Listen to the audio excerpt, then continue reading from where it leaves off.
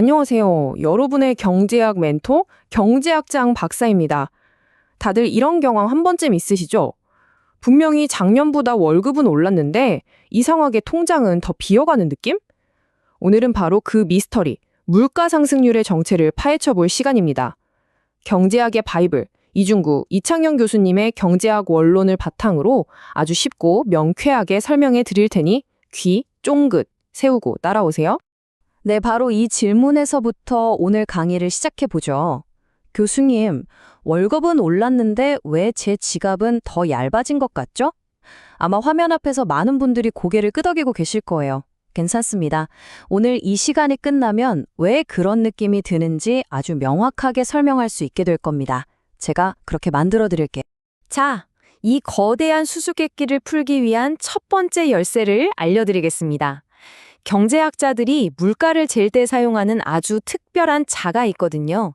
그 이름은 바로 소비자 물가 지수, 영어로는 CPI라고 부릅니다. 소비자 물가지수, 즉 CPI라는 게 뭐냐면요. 아주 쉽게 말해서 우리가 평소에 자주 사는 물건들 있죠? 음식, 교통비, 병원비 같은 것들을 가상의 장바구니에 싹 담아요. 그리고 이 장바구니 전체 가격이 시간이 흐르면서 어떻게 변하는지를 숫자로 나타낸 게 바로 CPI입니다. 이게 바로 물가를 측정하는 공식적인 기준이 되는 거죠. 그런데 여기서 우리 학생 한 명이 아주 예리한 질문을 하네요. 교수님, 만약에 신라면보다 훨씬 비싸지만 그만큼 맛도 좋고 품질도 좋은 신라면 블랙이 나오면 이건 어떻게 해야 하나요?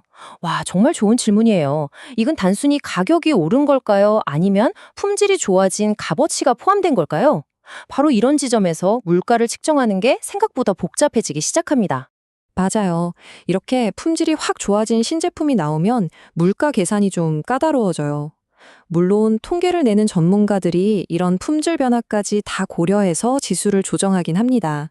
하지만 이 신라면 블랙의 예시는 우리가 피부로 느끼는 생활비의 변화를 하나의 숫자로 딱 잡아내는 게 얼마나 정교하고 섬세한 작업인지를 아주 잘 보여주는 사례라고 할 수 있죠. 좋습니다. 그럼 이제 물가를 재는 기준, 즉 소비자 물가 지수에 대해 이해했으니까요. 이걸 가지고 오늘의 진짜 주인공이죠. 물가 상승률을 어떻게 계산하는지 한번 제대로 배워보겠습니다. 물가 상승률, 우리가 흔히 인플레이션이라고 부르는 건데요. 간단하게 말하면 물가가 오르는 속도를 말합니다. 근데 여기서 진짜 중요한 포인트는 이거예요. 물가가 오른다는 건 반대로 말하면 내 주머니 속 돈의 가치, 즉 구매력이 떨어진다는 걸 의미한다는 사실. 이게 핵심입니다. 자, 그 물가 상승률은 바로 이 공식으로 계산합니다. 여기 그리스 문자 파이가 보이시죠? 뭔가 복잡해 보인다고 겁먹을 필요 전혀 없어요. 원리는 정말 간단한데 그 효과는 아주 강력합니다. 이 공식 하나만 있으면 특정 기간 동안 물가가 정확히 얼마나 변했는지 딱 알아낼 수 있거든요.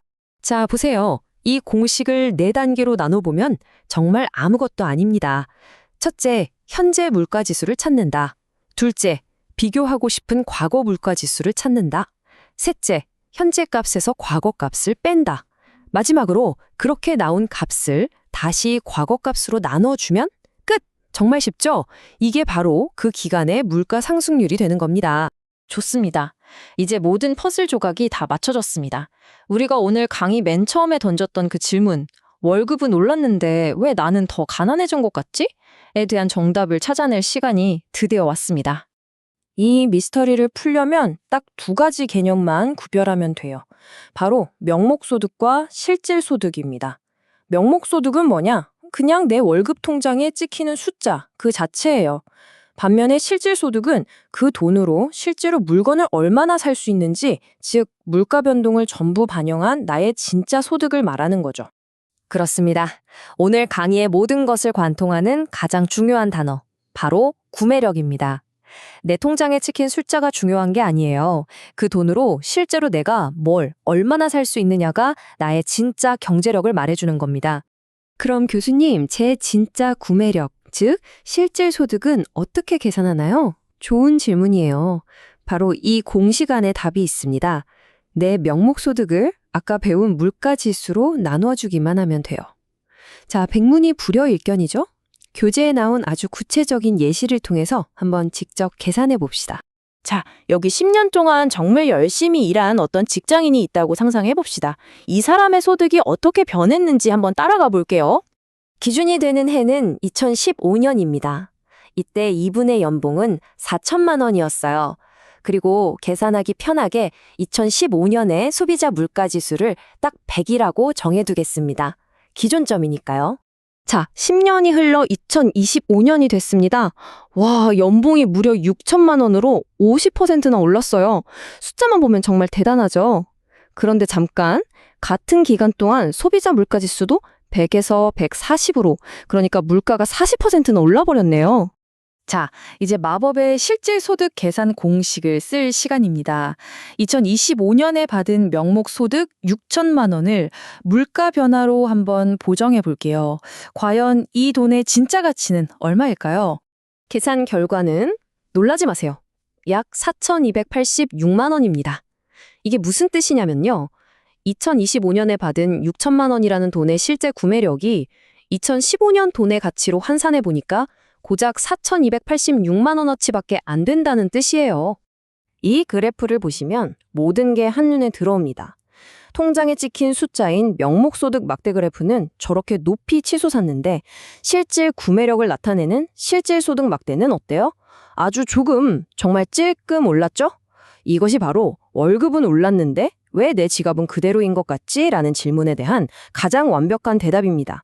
자, 오늘 꽤 중요한 개념들을 많이 다뤘어요. 머릿속이 조금 복잡할 수도 있으니 다른 건 다 잊어버려도 이것만은 꼭 기억하자 하는 핵심 내용만 다시 한번 정리해 보겠습니다. 첫째, 소비자 물가 지수는 물가를 재는 기준이 되는 자다. 둘째, 물가 상승률은 우리 돈의 가치가 얼마나 빠르게 떨어지는지를 보여주는 속도계다. 그리고 오늘 배운 것 중 가장 중요한 세 번째, 내 통장에 찍히는 명목소득이 아니라 물가를 감안한 실질 소득이 나의 진짜 경제력을 말해준다는 것. 다시 말해, 내 월급 인상률이 물가 상승률보다 높아야만, 즉 물가를 이겨야만 내 살림살이가 진짜로 나아지는 겁니다. 자, 이제 이 강의를 듣고 계신 여러분 스스로에게 질문을 던져볼 차례입니다. 과연 지난 한 해 동안 나의 소득은 물가 상승률보다 더 빠르게 올랐을까? 이 질문에 대한 답을 한번 곰곰이 생각해 보세요. 그 답을 찾는 과정이야말로 여러분의 경제 상황을 정확하게 진단하고 더 나은 미래를 계획하는 가장 중요하고 확실한 첫걸음이 될 겁니다.